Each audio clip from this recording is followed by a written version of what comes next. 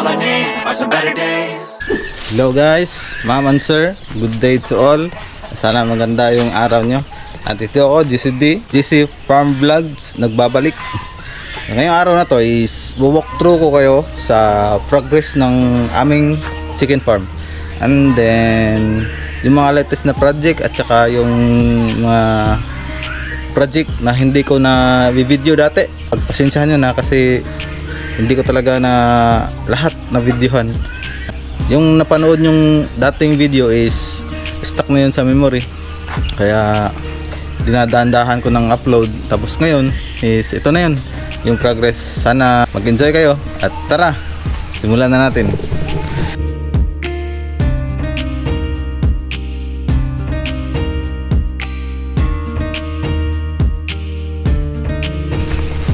Dito tayo, no? Yan, ongoing wala yung construction ng project namin, kaya maraming gawa yan sa hollow block. Ito yun, maya maya babalikan natin yan. Yan, tapos ito pala yung incubation house namin guys. Ayan, ito nga pala dati is quarantine facility ito nung marami ba akong manok na nagkakasakit, tapos hindi ko alam kung paano gagamutin. Ayan, dito ko na sila pinag-quarantine, tapos study yan. Dapat pag-studyhan yung mga sakit, paano sila i-cure. Ayan, made of sako, kapal, net, yero, and then kawayan. Yan, tapos pasok tayo sa loob. Ito yung sa loob. Yan. Yan. Magsisilbi na rin tong parang office. Yung office ko. Eh, dito ko nilalagay yung mga yung mga hatch ng DIY incubator. Tapos dito ko binubrood yung mga sisiw. Tapos ito yung sitter. Susunod na video, katopic ko yung bali yung progress ko dito, yung pag-assemble. Tapos ito yung hatcher. Loaded siya ngayon, may laman to.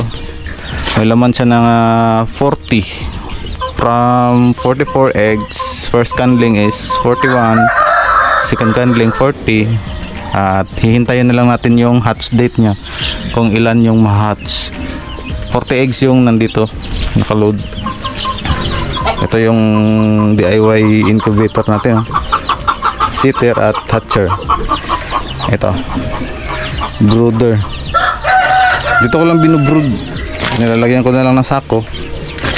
Yan, sinasapinan. Yan, tapos sinilawan ng yung worm, incandescent bulb. Ito hindi na to warm kasi lagpas na to ng 10 days. Yan, ito yung incubation house ko. Tapos walk through tayo dun sa grower house namin.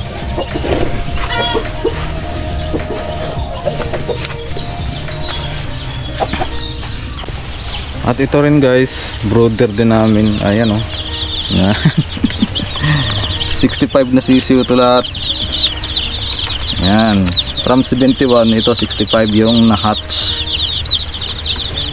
Ito magpo 5 days, 5 day old pa lang tong masisiw na to. Ito lang sila sa labas. Yan, may cellophane. Yan, tapos gulong, masapin na sako, tapos rice hulls, tapos feeder at saka water. Yan, tapos pag gabi tinatakpan namin ng plywood at saka yung yero. Tapos pinapailaw namin yung incandescent bulb para naman makakain sila ng mayos at saka warm din. Ayan, ito rin yung dagdag na extension ng brooder cage namin kasi wala pang malagyan dito. Ito muna, bali eksperimento. Natutunan din namin to, galing din sa online. Yan, sa kakasaliksik. Yan, kakakuha kami ng idea.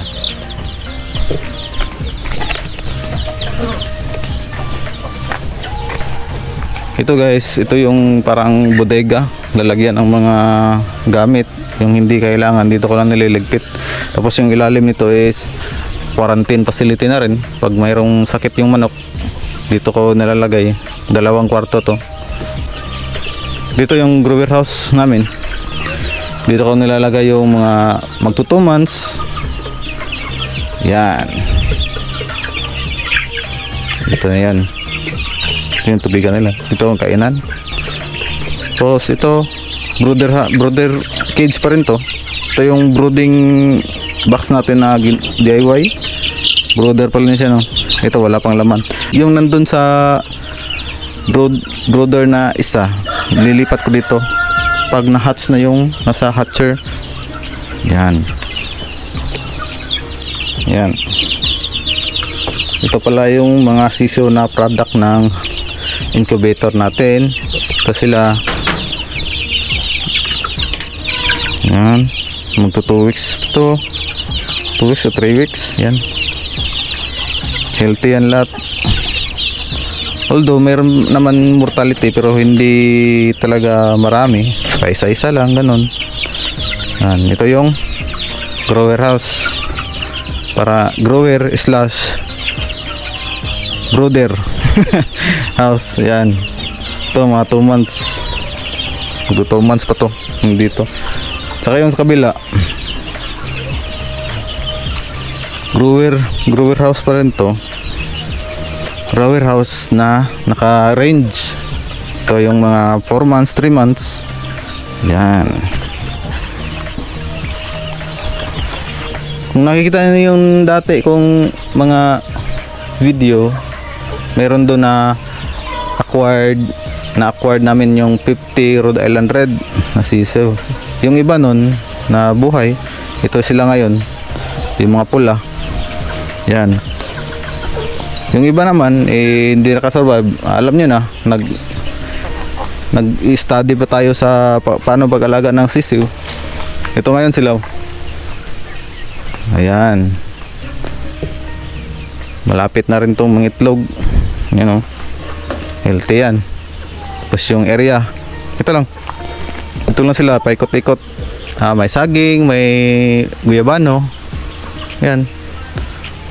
Pag sobrang init, nasa lilim sila. Yan. Tapos yung tubigan, nalagay ko dito kasi doon maraming ipot doon. Dito lang muna. Ubos na nga yung isang lalagyan. Ito yung grower house na naka-range. Yung iba 4 months, iba 5 months. Dito banda, binili namin to na mga sisiw dati. Ngayon lumaki na sila. Pero yung sa grower house, sa brooding house at saka grower house, yung maliliit, sariling produce na namin yun. Ito, saka yung nasa cage, sa amin na yun. Saka yung nasa incubate, yung mga itlog nun is sarili na ng produce. At tutungo na naman tayo sa aming quarantine facility. Dito yung quarantine namin. Ito lang, naka-cage sa nakawayan. Pag gumaling ng within week is okay yun. Okay siya. Pag hindi na siya gagaling, lagpas na ng 1 week, ikakatay na namin yun. Ito yun. Yan, may isa dito. Ito, mahina kumain, matamlay. 3. May kuwan dito, pasyente 3. Tapos yung paligid, yan, sagingan. Tapos susunod nating pupuntahan yung aming breeding area, kung saan nagbe-breed yung mga inahin namin. Saka yung paitlogan na rin. Dito yun. Yan.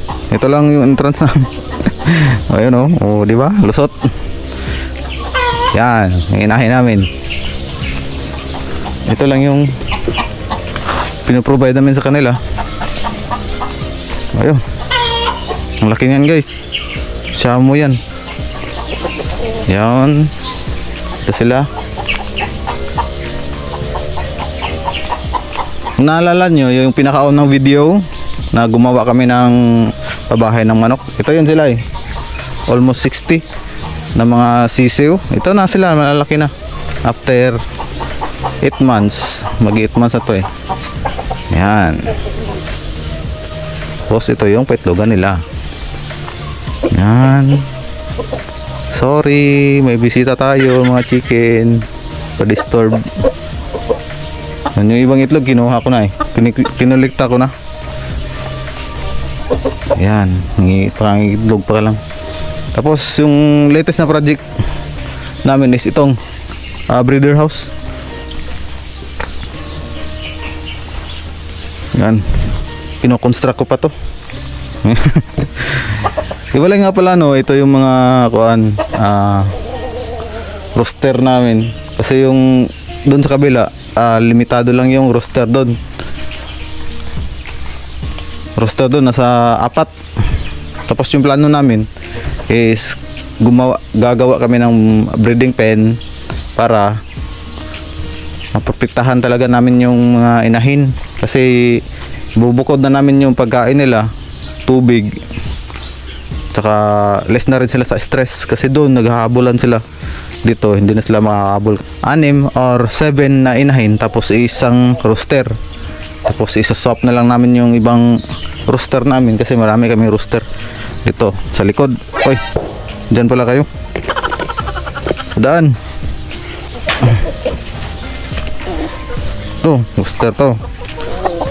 Ay, sorry. Yan.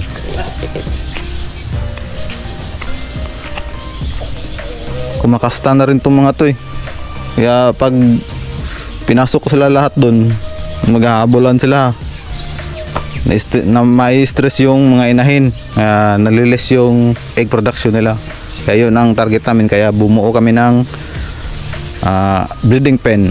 Ito, 3. Hindi ko na i-video yung progress ko dito. Kasi ayun, busy ako. Although soon gagawa pa ako ng grower house, baka yun ma-document ko. Yan. Bukod pa dito is may babuyan pa doon banda. Tapos may kuan pa doon, paggawaan ng hollow block. Marami ba kaming plano sa area nito eh. Gagawa pa kami ng fish cage, hindi, concrete pond, yung may tilapia. Yun nga, yun, doon tayo.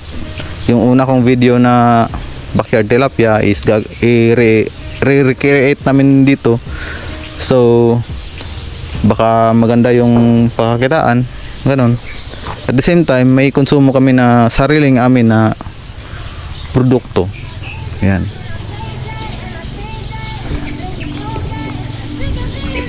At saka guys, dito ko lang tatapusin yung vlog. At salamat sa inyong panonood sa video to. Sana makakunan nyo ng idea yung mga paraan namin kung paano kami mag chicken farm. Kung gusto nyong masubaybayan yung pagmamanok namin at saka venture namin dito sa farm, yung development, is pasi-subscribe na lang. Salamat nga pala no sa pagtapos ng video. Good day to all.